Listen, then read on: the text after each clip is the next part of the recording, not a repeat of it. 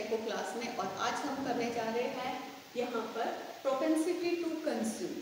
Last video में हमने किया था consumption function and saving function, और आज हम करने जा रहे हैं यहाँ पर प्रोपेंसिटी टू कंज्यूम, इसे हिंदी में उपभोग प्रवृत्ति कहते हैं। ये 2 टाइप्स के हैं यहाँ पर। Propensity to consume it means habit to consume of particular commodity. तो यहाँ पर जब हम प्रोपेंसिटी टू कंज्यूम कर रहे हैं, उपभोग प्रवृत्ति कर रहे हैं, तो इसको 2 पार्ट्स में हम डिवाइड करेंगे। फर्स्ट हमारी प्रोपेंसिटी टू कंज्यूम होती है एवरेज प्रोपेंसिटी टू कंज्यूम, औसत उपभोग प्रवृत्ति।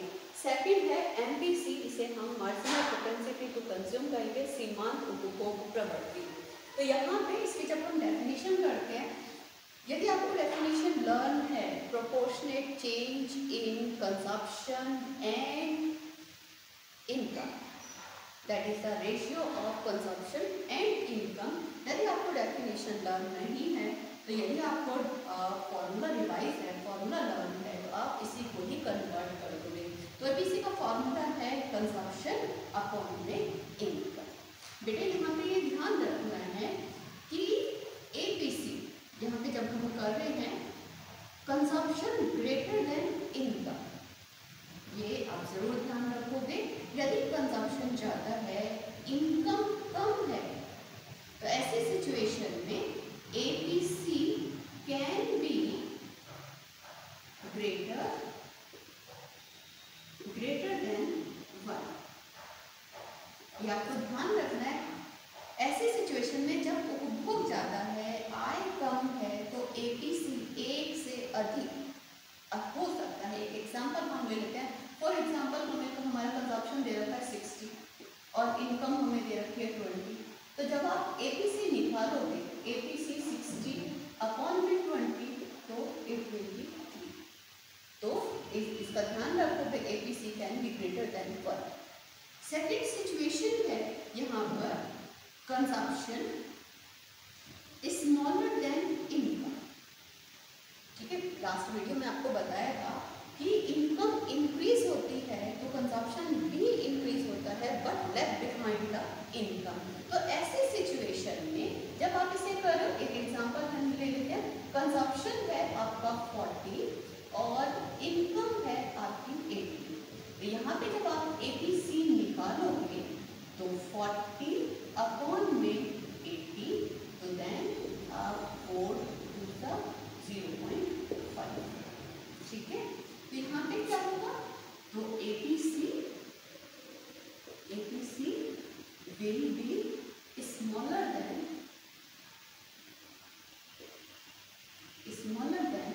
1, यानी कि एपीसी 1 से कम हो। ठीक है, but it can not be negative नहीं होगी, क्योंकि कंजप्शन का मिनिमम लेवल जरूर होता है, ये जरूर आप ध्यान रखोगे। नेक्स्ट थिंग कि कंजप्शन और इनकम दोनों इक्वल है। एक एग्जांपल हम ले लेते हैं।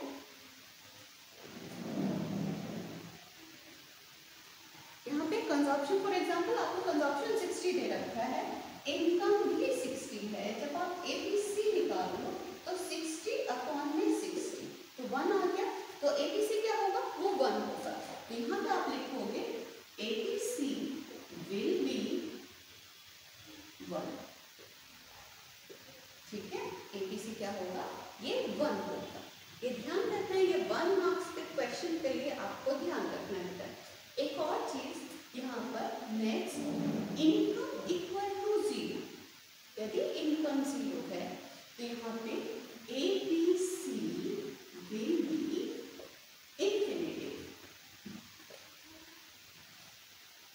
इंफिनिटिव, यानी कि अनंत।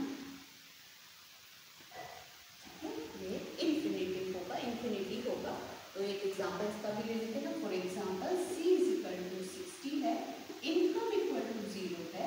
आपको एपीसी कैलकुलेट करना है, 60 अपॉन में 0, देन डिवाइड करोगे तो यहाँ पे इंफिनिटी का साइन आपका आ जाएगा। ओके बेटा, तो ये एपीसी का आपको ध्यान रखना है। APC can be greater than 1, APC can be smaller than 1 that is the situation.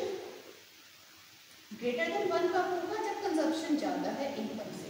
Smaller than कब होगा? जब कंजप्शन इनकम से कम है।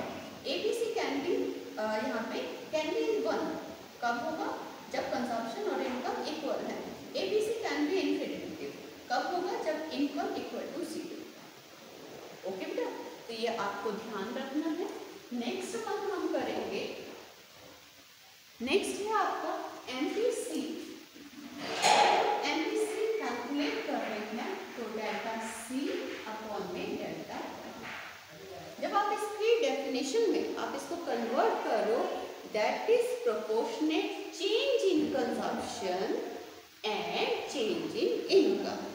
आप सिंपल डेफिनेशन भी लिख सकते हो, दैट इज द रेशियो या MPC is the ratio of change in consumption and change in income. इसी फॉर्मूले को ही आप डेफिनेशन में कन्वर्ट कर दीजिए। अब यहाँ पे जब हम क्वेश्चन करते हैं कि MPC, फर्स्ट थिंग आपको याद रखना है,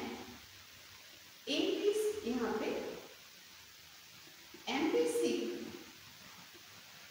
कैन नॉट बी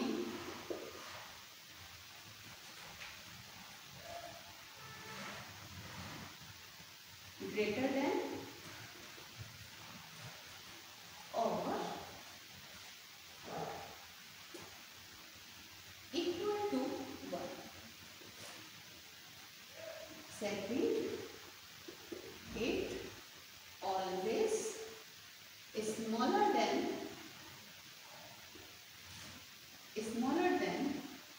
1.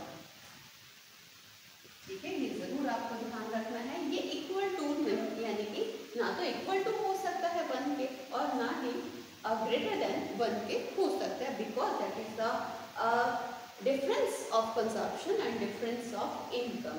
एंड हमेशा ये स्मॉलर देन 1 ही होगा। इट मीन्स यहाँ पे 0.2, 0.9, 0.7 इत्यादि। ओके, तो हम जब क्वेश्चन करेंगे तो इसी के अकॉर्डिंग आपको करना है। नेक्स्ट चैप्टर में हम इसका स्पेशली यूज करेंगे। तो ये है आपका propensity to consume. Second one है यहाँ पर प्रोपेंसिटी टू सेव।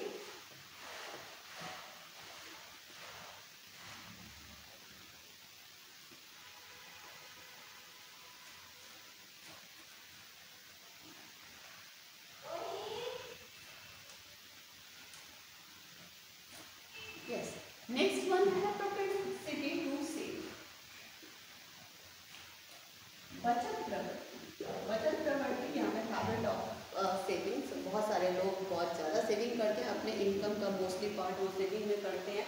और बहुत सारे ऐसे होते हैं कि सेविंग कम करते हैं और एक्सपेंडिचर्स यानी कि कंज्यूम ज़्यादा करते हैं। तो यहाँ पे सेम है, जब हम कर रहे हैं प्रोपेंसिटी टू सेव, यहाँ पर APS is a average propensity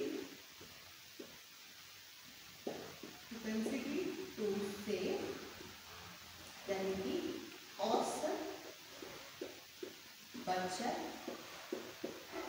प्रवृत्ति, औसत बचत प्रवृत्ति। और सेकंड है हमारा MPS, marginal propensity to save, सीमांत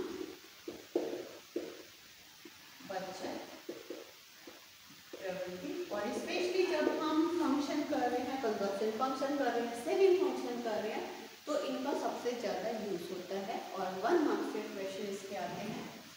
अब इसमें फर्स्ट वन जब हम APS निकाल रहे हैं, औसत बचत प्रवृत्ति, तो S अपॉन में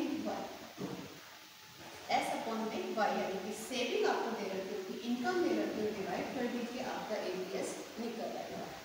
फर्स्ट थिंग ये ध्यान रखना है, सेविंग आपको लास्ट वीडियो में भी बताया था, saving can not be greater than income because that is the part of income. ठीक है, तो ये बचत जो है कभी भी आय से अधिक नहीं हो सकती। क्यों नहीं हो सकती? क्योंकि बचत आय का एक भाग है, आय का एक हिस्सा है। तो ये जरूर आप ध्यान रखोगे। तो यहाँ पे जब हम करेंगे इनकम इक्वल टू 0, ये आपको लास्ट उसमें बताया था। तो यहाँ पे saving equal to negative, saving जो है वो आपकी नेगेटिव होगी। यहाँ पर हम एक एग्जांपल ले लेते हैं कि सेविंग आपकी नेगेटिव है। तो फॉर एग्जांपल सेविंग आपका है -20, that is the autonomous consumption situation है।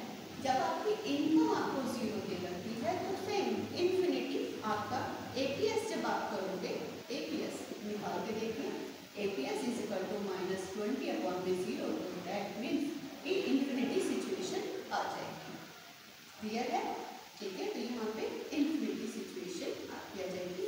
सेकेंड है यहाँ पे income always greater than saving. एक और एग्जांपल ले लेते हैं। सेविंग फॉर एग्जांपल +20 है और इनकम 60 है। एपीएस जब आप कैलकुलेट करोगे तो 20 अपॉन में 60, तो यहाँ पे आप प्लस करोगे, डिवाइड करोगे सॉरी, तो 0.6 और 6 18। तो यहाँ पे आप जब करोगे APS will be smaller than 1 always. ठीक है, क्यों ऐसा हो रहा है? जबकि एपीसी में तो कंजम्पशन आपका हो सकता है इनकम से ज़्यादा, बट सेविंग आपकी कभी भी इनकम से ग्रेटर देन नहीं हो सकती। इसलिए आंसर जो है वो आपका क्या आएगा? पॉइंट में आएगा। तो इट कैन बी, जैसे कि हमने वहाँ पे किया 0.2, 0.8, 0.9 एनीथिंग एल्स, इस टाइप का, यानी कि बिलो 1 ही होगा। तो ये क्वेश्चन आपको ये ध्यान रखना है कि यदि इनकम आपकी 0 है, सेविंग उस टाइम पे नेगेटिव होगी। जब आप एपीएस निकाल दो तो इन्फिनिटी सिचुएशन होगी। यदि इनकम सेविंग से ज़्यादा है तो आपका जो आंसर होगा एपीएस होगा वो स्मॉलर देन 1 ही होगा। ठीक है क्या? तो ये आपको, ये पॉइंट्स आपको ध्यान रखने हैं। नेक्स्ट वन है जब आप कर रहे हो MPS delta C upon delta 1। तो यहाँ पे जब आप इसको डेफिनेशन में कन्वर्ट करोगे, MPS is the ratio of change in consumption and change in income. Simplest language में आप करोगे, मार्क्स नहीं कट होंगे आपके। तो आप जितना इजी वे में और पर्टिकुलर वर्ड आप यूज करोगे तो आप इजीली मार्क्स को ग्रैब कर पाओगे। तो यहाँ पे फर्स्ट वन ये ध्यान रखना है, एमपीएस ऑलवेज स्मॉलर देन 1, हमेशा 1 से ही कम होगा। यहाँ जैसे हमने यहाँ पे लिखा 0.2, 0.3, 0.5, 0.8, 0.9, तो सेम हियर एमपीएस भी आपका इसी तरीके से होगा, तो स्मॉलर देन 1 ही होगा। तो ये हमारी जो ये जो वीडियो है ये सिर्फ प्रोपेंसिटी टू कंज्यूम और प्रोपेंसिटी टू सेव पर है। वन मोर थिंग कि आपको एक क्वेश्चन आ जाता है बाय चांस, इसको प्रूव करने के लिए जब हम एवरेज और मार्जिनल सिचुएशन को दोनों को ऐड ऑन करेंगे तो it can be equal to 1। तो यहाँ पे कई बार क्वेश्चन आ जाता है APC plus APS equal to 1 prove करने के लिए आ जाता है। तो यहाँ पे कैसे प्रूव करोगे? सिंपल है आपका C अपॉन में y plus S upon y। तो न्यूमेरिकल क्वेश्चन तो आपको पता ही है। तो यहाँ पे हम एलसीएम कॉमन लेंगे C plus S। Last video में आपको बताया था y is equal to C plus S, जो ऑलवेज यूज होता है, कि आपको बताया भी था।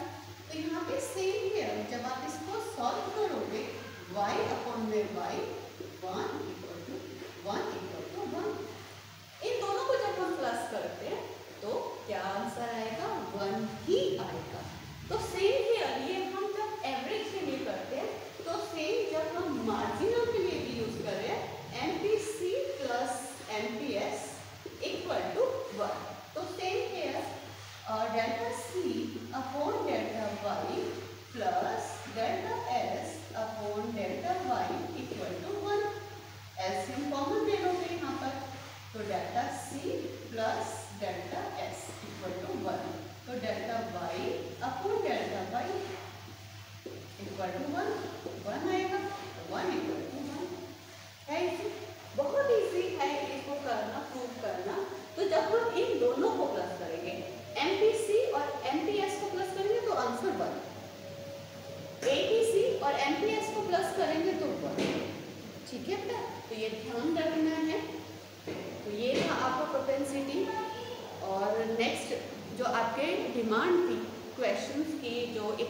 सोडियम AD एंड ASK, तो आपको वो जल्दी से मिलेगी। ठीक है, यदि ये वीडियो आपको पसंद आई हो तो लाइक कीजिए और प्लीज़ ज़्यादा से ज़्यादा शेयर कीजिए। थैंक यू बेटा, थैंक यू।